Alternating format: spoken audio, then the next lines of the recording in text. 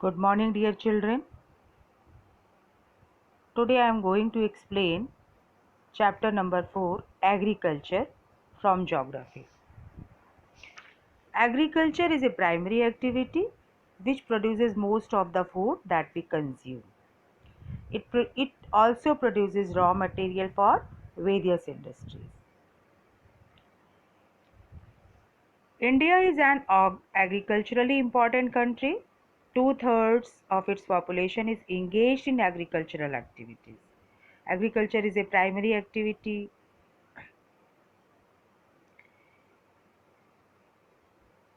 India एक agriculturally important country है, मतलब कृषि प्रधान देश है।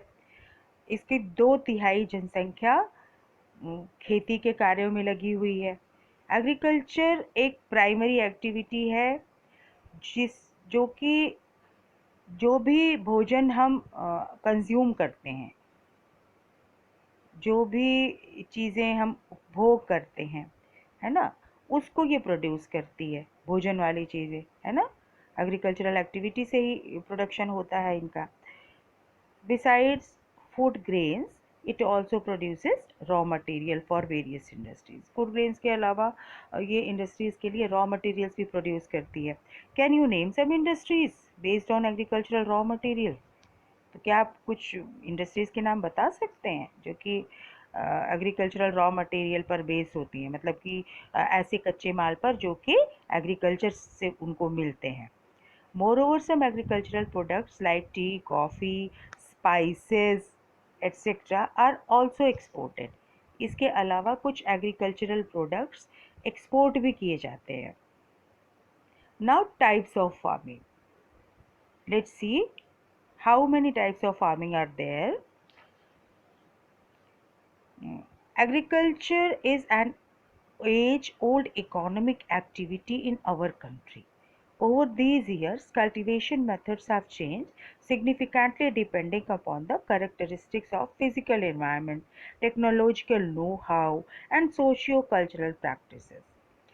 Agriculture जो है एक एज ओल्ड इकोनॉमिक एक्टिविटी है, मतलब कि काफ़ी एजेस से, है ना, कई युगों से हम कह सकते हैं ये हो रही है। प्राचीन समय से ही एक आर्थिक गतिविधि है, इकोनॉमिक एक्टिविटी है हमारी कंट्री की, हमारे देश की। इन वर्षों में कल्टीवेशन के जो तरीके हैं, है ना, खेती के तरीके काफ़ी परिवर्तित हुए हैं। डिपेंड करता है कि वहाँ की फिज़िकल एनवायरनमेंट कैसी है, तकनीकी जानकारी किस तरह की है लोगों के पास, और वहाँ की कुछ सामाजिक और सांस्कृतिक प्रथाएं कैसी हैं। इस पर डिपेंड करता है कि लोग किस तरह से वहाँ की खेती करते हैं। तो farming varies from subsistence to commercial type. अब ये जो खेती होती है ये अलग अलग तरह की खेती होती है। एक निर्वाह कृषि हम कहते हैं जिसको सब्सिस्टेंस फार्मिंग कहते हैं, और या कि कमर्शियल टाइप या व्यापार के लिए खेती की जा रही है फॉर कमर्शियल पर्पसेस। तो at present in different parts of India the following farming systems are practice. तो प्रेजेंटली इंडिया के बहुत सारे पार्ट्स में, अलग अलग भागों में जो प्रैक्टिस में है फार्मिंग सिस्टम, वो क्या है? Let's see. The first type of farming is primitive subsistence farming. This type of farming is still practiced in few pockets of India. This type of farming is still practiced in few pockets of India. मतलब India के कुछ क्षेत्रों में, कुछ regions में अभी भी इस तरह की फार्मिंग होती है।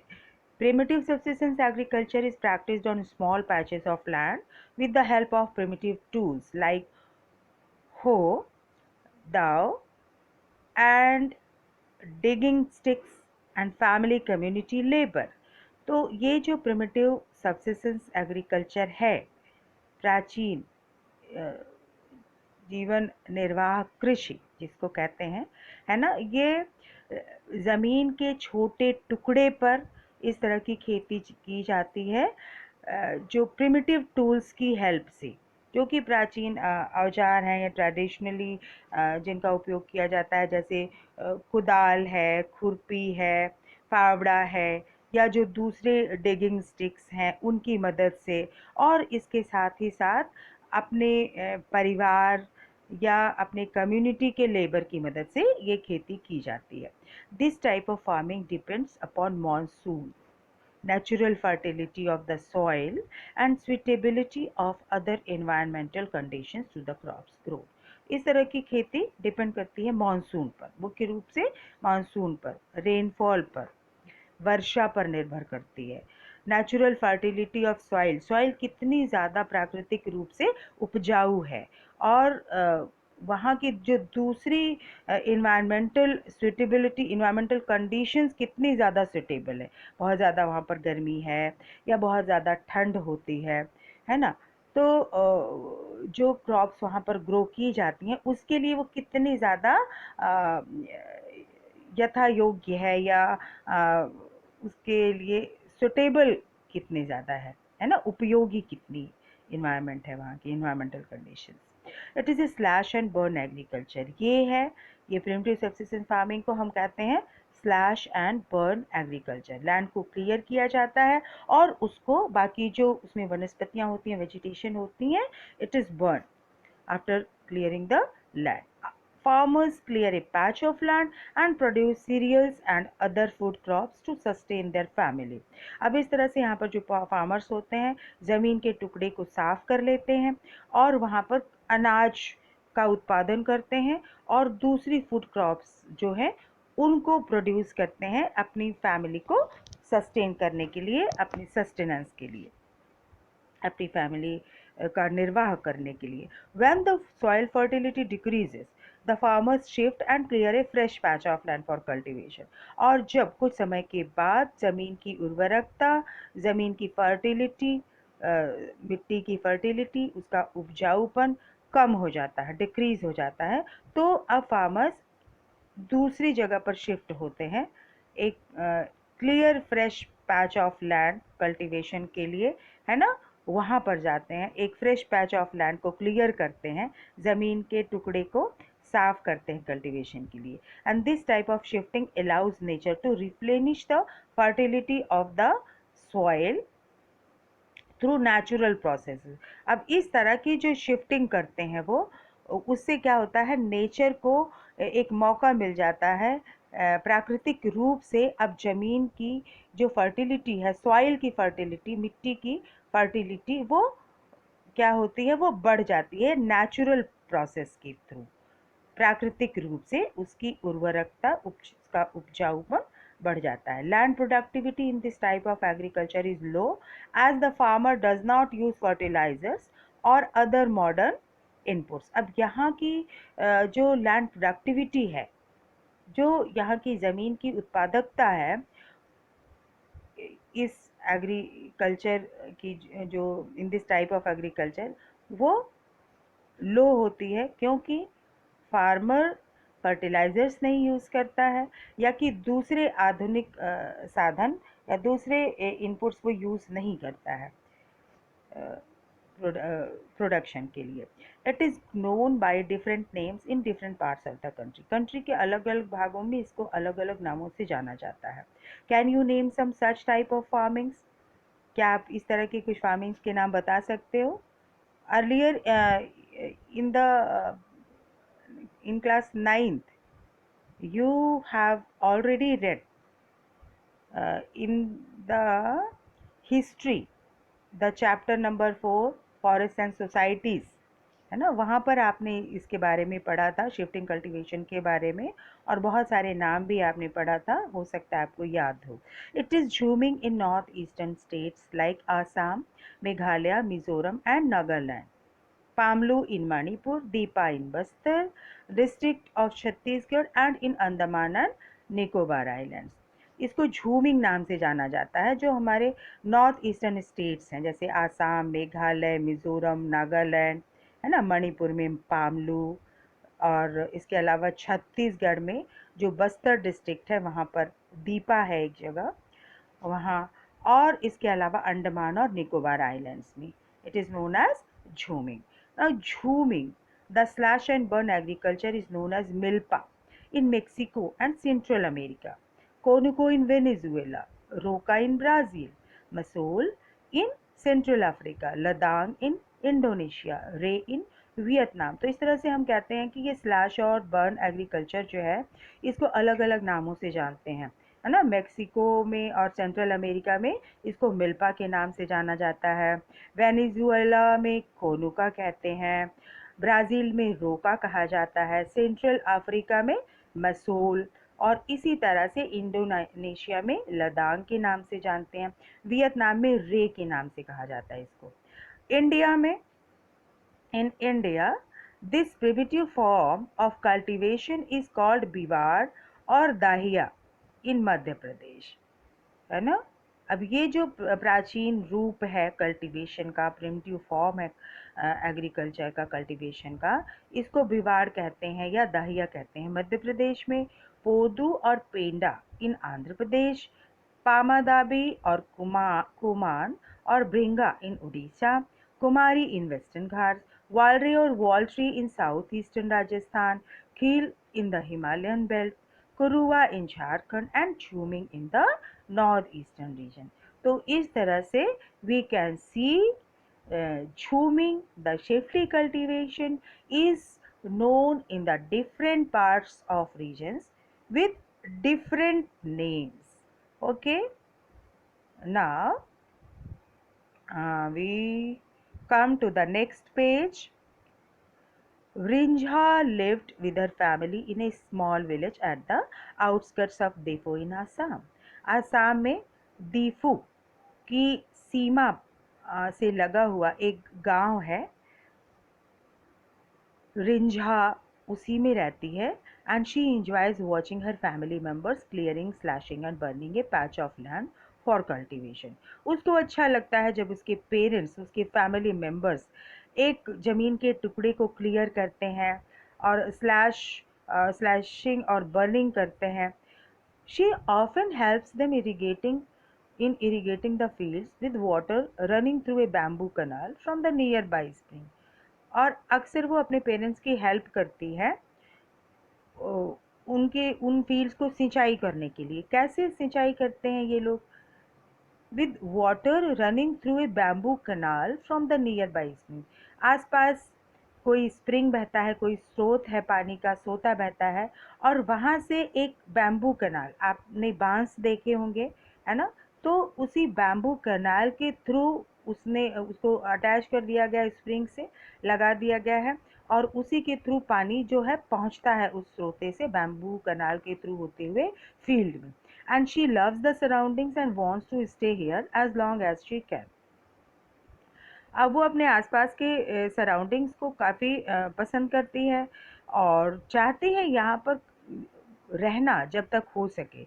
But this little girl has no idea about the declining fertility of the soil and her family search for fresh a patch of land in the next season. और लेकिन उसको ज़रा भी आइडिया नहीं है कि इस लैंड की फर्टिलिटी डिक्लाइन हो जाएगी, धीरे धीरे इसकी उर्वरा शक्ति ख़त्म हो जाएगी, सॉइल की, मिट्टी का उपजाऊपन, और उसकी फैमिली जो है वो एक फ्रेश पैच ऑफ लैंड के लिए एक नए ज़मीन के टुकड़े की तलाश में यहाँ से मूव हो जाएगी अगले सीज़न में। Can you name the type of farming Rinjha's family is engaged in? तो क्या उस फार्मिंग किस तरह की फार्मिंग में इंगेज हैं रिंझा के पेरेंट्स, क्या आप बता सकते हैं?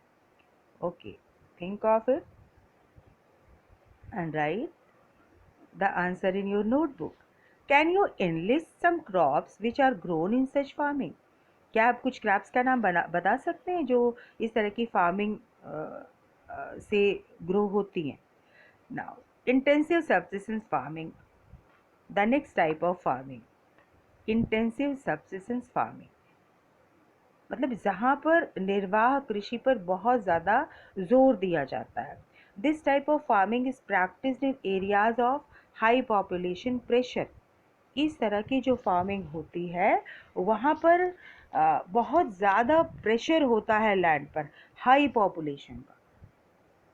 क्योंकि because land is fixed in nature, land जो है वो फिक्स कैपिटल है ना, इट कांट बी इंक्रीज, है ना, जबकि पॉपुलेशन तो इंक्रीज होती है लेकिन लैंड नहीं इंक्रीज हो सकती।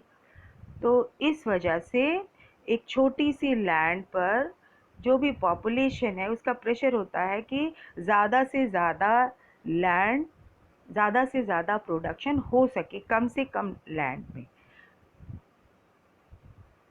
It is labor-intensive farming, where high doses of biochemical inputs and irrigation are used for obtaining higher production.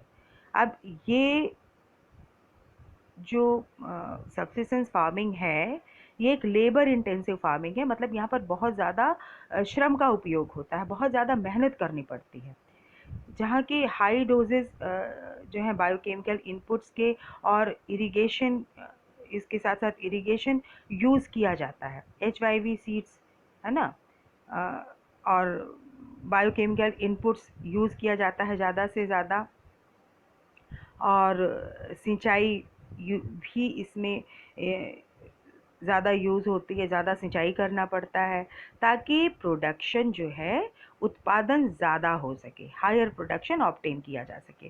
Can you name some of the states of India where such farming is practice?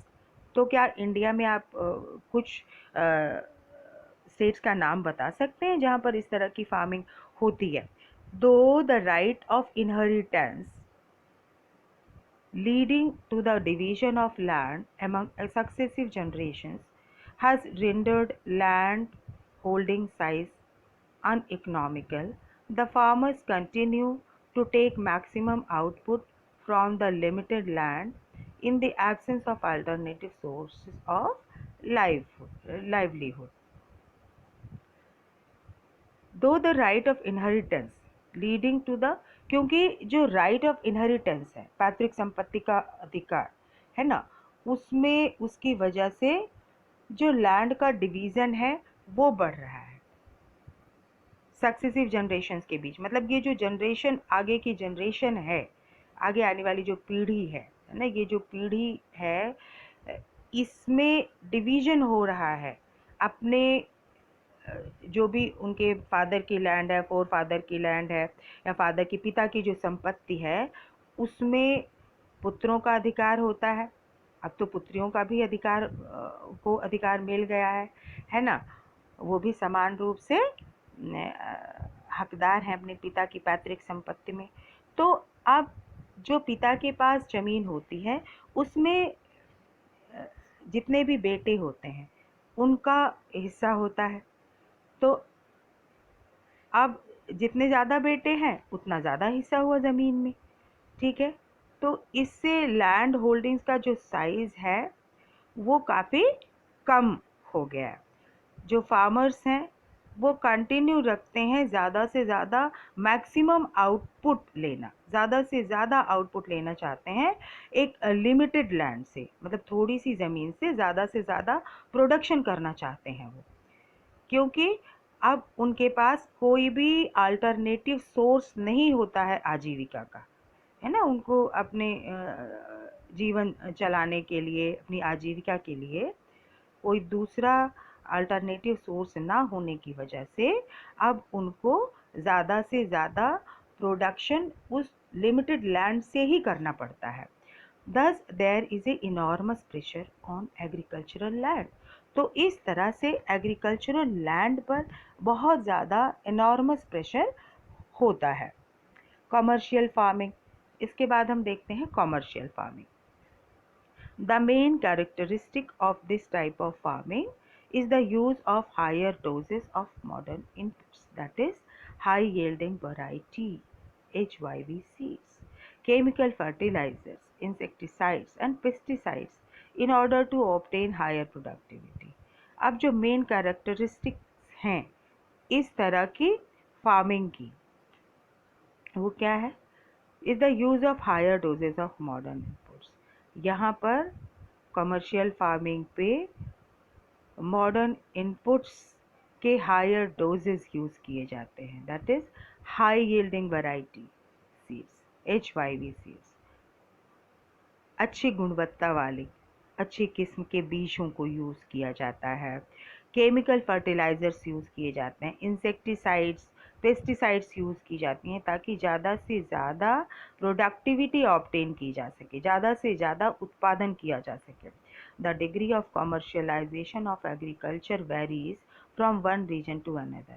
तो यहाँ पर जो level है, जो degree है commercialisation का agriculture की वो अलग अलग रीजन में डिफरेंट देखने को मिलता है, उसमें वैरी करता है कि कितना ज़्यादा वहाँ पर व्यापार होता है, एग्रीकल्चर का कमर्शियलाइजेशन कितना ज़्यादा है यहाँ, हर रीजन में वो देखने को मिलता है अलग अलग तरह से। तो for example rice is a commercial crop in Haryana and Punjab.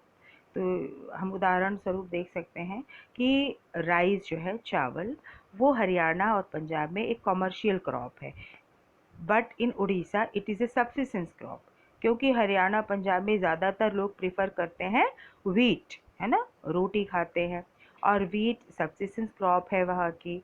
लेकिन राइस वहाँ पर कमर्शियल क्रॉप के रूप में वो उसको ग्रो करते हैं। लेकिन उड़ीसा में ये क्या है, subsistence, but in Orissa it is a subsistence crop. Orissa में राइस सब्सिस्टेंस क्रॉप है ना, उनके निर्वाह की कृषि है ना, अपने जीवन यापन के लिए वो इसको ग्रो करते हैं। Can you give some more examples of crops which may be commercial in one region and may provide subsistence in another region? क्या आप कुछ दूसरे उदाहरण भी दे सकते हैं इस तरह की क्रॉप्स के जो कि किसी एक क्षेत्र में कॉमर्शियल हैं और दूसरे में सब्सिस्टेंस हैं, सब्सिस्टेंस क्रॉप्स हैं? Plantation is also a type of commercial farming. इसी तरह से प्लांटेशन जो है वो भी कमर्शियल फार्मिंग का एक प्रकार है, एक रूप है। इन this type of farming a single crop is grown on a large area. इस तरह की फार्मिंग में एक ही क्रॉप, एक सिंगल क्रॉप बहुत बड़े क्षेत्र में, बहुत बड़े एरिया में ग्रो की जाती है। The plantation has an interface of agriculture and industry. ये जो प्लांटेशन है ना, इसका एक इंटरफेस होता है एग्रीकल्चर का और इंडस्ट्री का। मतलब ये इंडस्ट्री और एग्रीकल्चर दोनों को ही ज़रूरत होती है इस प्लांटेशन की। Plantation cover large plantations cover large tracts of land using capital intensive inputs with the help of migrant laborers. All the produce is used as raw material in respective industries. अब यहाँ पर जो plantations हैं वहाँ बहुत बड़े land पर काम होता है, बहुत बड़ी ज़मीन पर काम किया जाता है, प्लांटेशन की जाती है कैपिटल इंटेंसिव इनपुट्स को यूज़ करते हुए। मतलब ऐसे इनपुट्स जिसमें कि बहुत ज़्यादा पूंजी लगती है, बहुत ज़्यादा पैसा लगता है। With the help of migrant labourers, इसके साथ साथ माइग्रेंट लेबरर्स की हेल्प से, मतलब कि लेबरर्स बाहर से भी मंगाए जाते हैं, बाहर से लाए जाते हैं यहाँ पर, क्योंकि बहुत ज़्यादा काम होता है, बहुत ज़्यादा लेबर इंटेंसिव फार्मिंग है ये। All the produce is used as raw material in respective industry. जितने जो भी प्रोड्यूस होता है वो रॉ मटेरियल की तरह से उससे जो रिस्पेक्टिव इंडस्ट्रीज़ जो होती हैं, मतलब इससे जो रिलेटेड इंडस्ट्रीज़ होती हैं, एग्रीकल्चर बेस्ड इंडस्ट्रीज़ होती हैं, है ना, वहाँ पर एग्रो बेस्ड इंडस्ट्रीज़ उनको कहते हैं, है ना, एग्रो बेस्ड इंडस्ट्री, कृषि पर आधारित इंडस्ट्रीज़ की होती हैं जिनको कि they get their raw materials from the agriculture sector, from agriculture. Okay, तो वहाँ पर ये रॉ मटेरियल भेजा जाता है ना, जितना भी प्रोड्यूस होता है उसको as a raw material use किया जाता है रिस्पेक्टिव इंडस्ट्रीज़ में, एग्रो इंडस्ट्रीज़ में। In India tea, coffee, rubber, sugarcane, banana etcetera are important plantation crops. ये सब इम्पॉर्टेंट प्लांटेशन क्रॉप्स हैं, tea, coffee, rubber, sugarcane, banana, ये सभी. Tea in Assam and North Bengal, coffee in Karnataka are some of the important plantation crops grown in these states. Since the production is mainly for market, a well-developed network of transport and communication connecting the plantation areas, processing industries, and markets plays an important role in the development of plantation. And then we can see Assam में T होता है ना, और north Bengal में, आसाम और north Bengal में T का cultivation ज़्यादा होता है. कर्नाटका में कॉफ़ी का और कुछ इम्पॉर्टेंट जो है प्लांटेशन क्रॉप्स भी इन स्टेट्स में ग्रो की जाती हैं. क्योंकि प्रोडक्शन जो है यहाँ पर बहुत ज़्यादा होता है इन स्टेट्स में, है ना. क्योंकि प्रोडक्शन जो है वो मेनली मार्केट के लिए होता है, बाज़ार में भेजने के लिए, सेल करने के लिए. तो a well developed network of transport and communication connecting that plantation areas. तो यहाँ पर एक बहुत ही विकसित नेटवर्क की ज़रूरत होती है ट्रांसपोर्ट की, है ना. ट्रांसपोर्ट, एक developed network of transport is required here. And communication connecting the plantation area, इसके साथ साथ कम्युनिकेशन, है ना, की भी ज़रूरत होती है. एक well developed network of transport and communication जो कि इन प्लांटेशन एरियाज़ को कनेक्ट करते हों. इन प्लांटेशन एरियाज से जुड़ने के लिए, इनको जोड़ने के लिए एक डेवलप्ड नेटवर्क ट्रांसपोर्ट का और कम्युनिकेशन का ज़रूरी होता है. प्रोसेसिंग इंडस्ट्रीज़ और मार्केट्स जो हैं ये एक बहुत ही अहम भूमिका निभाते हैं, एक इम्पॉर्टेंट रोल प्ले करते हैं प्लांटेशंस के डेवलपमेंट में.